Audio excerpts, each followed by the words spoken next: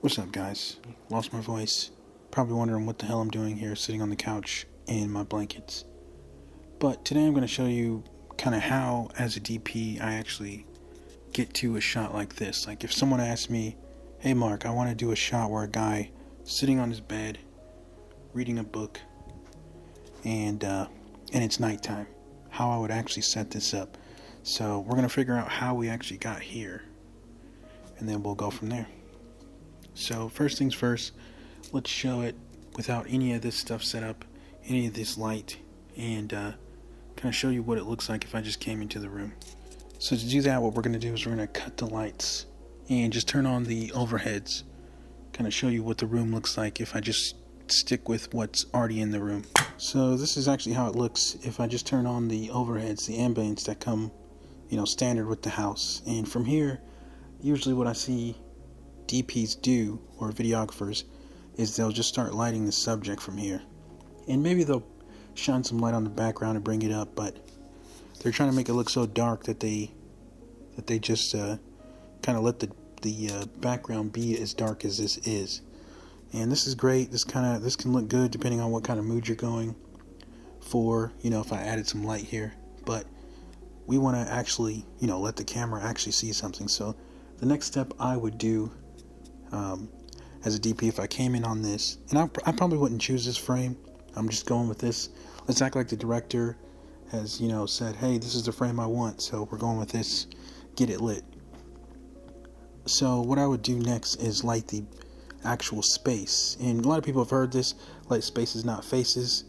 You want to make the background a beautiful image before you make the subject one.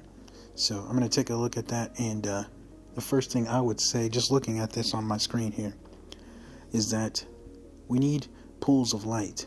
And so you kind of got something going with these overheads, but overheads are always bad because I never know if the bulbs in them are going to be what I want them to be. They might have this the wrong frequency to shoot at 24 frames, and what'll end up happening is in your video you'll get these waves, the dark waves. Anyway, so the first thing I want to do is cut the ambient light and probably create my own by shooting one of these lights into the ceiling. So I got this light over here. It's the Godox SL60. I'm going to shoot it into the ceiling and turn off the overhead light so you can kind of see what the light looks like. We need to figure out what the room will look like when it's well lit. So that's what's next. So now you can kind of see I've shot this Godox up into the ceiling, and it's kind of giving me some right here. It's giving that magenta cast, but I'm expecting that because I'm not worried about lighting me yet. I'm still lighting the background, so you can kind of see the background is now visible.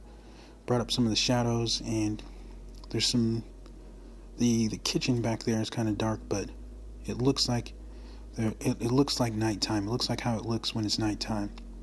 And if you actually saw with the camera, what I see with my eyes, it looks pretty bright, but in the camera I've got it darkened so it looks still nighttimey. The next thing I would probably do is I'm looking for salt and pepper. So salt and pepper means that I'm trying to go bright, dark, bright, dark, bright across the frame. So the next thing I want to do is probably get some light right here behind me, a splash of light here, and then more somewhere here. You can kind of see where I'm pointing. There's a lamp there that I'm going to turn on. And then over here, I think I'm going to throw a tube light to sort of get a splash against that background and get that pool of light that really looks good. So I'm gonna do that now. So okay, so now you can see these splashes of light. I've got that splashing against the background back there in the kitchen, and then I've got this pop right here. It's just a quick pop to kind of motivate some of that light that you see in the room.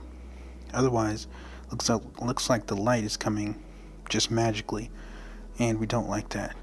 One of the things I might have done is put a small MC here, but I don't have one on me right now. It's coming in the mail tomorrow, but I would have put one here to give it just another splash right here. But unfortunately, can't do that.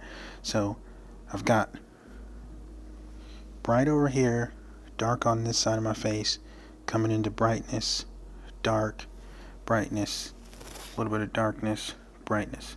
You can kind of see that's the salt and pepper that you want. It's also happening down here, so that'll give you some kind of interest in the background. You can make a pretty background before you even get to lighting your subject.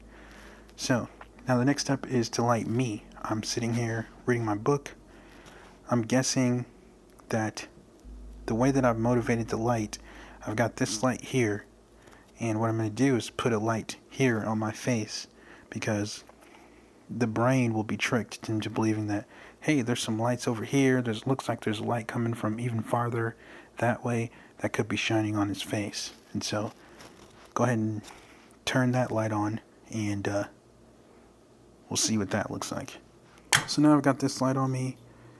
Gives me some shadow right here on my face to compete with that dark light, and it's Rembrandt lighting kind of right here on my face, and it gives me that lights me just enough, but gives me enough shadow to make you feel like it's still dark time. I don't know why I have a hat on, but that's what I rock, so deal with it.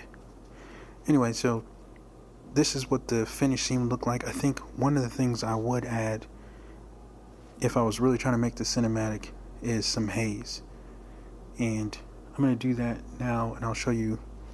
I'm going to do that using a can of haze. I don't actually have a haze machine, but I have haze in a can, so we're going to haze this up a little bit, and I'll kind of show you what that looks like with the haze and without it. So this would look like a room where someone is actually reading. It's nighttime. It's actually pretty bright in here, but you wouldn't be able to tell it based on this shot. So let me do that real quick. Okay, now I've hazed up the spot. You only want to put some haze where you don't want to put haze in front of the subject.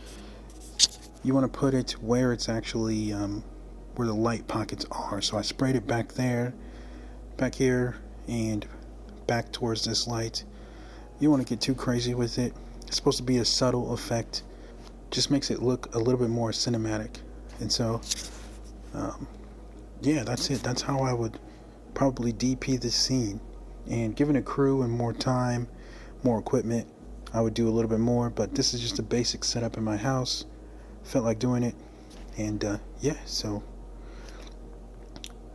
from here, what you could do, because now I have lit the space and the subject, is you could change the angle, because now I have this setup already done. If I wanted to move in close, I can move in close. If I wanted to do a moving shot around me, I could do that moving shot around me and move only small pieces of the setup to get the full scene. And so it's important that you light the space, not the face. But yeah, I'd say that's about it. Thanks for coming along for the ride.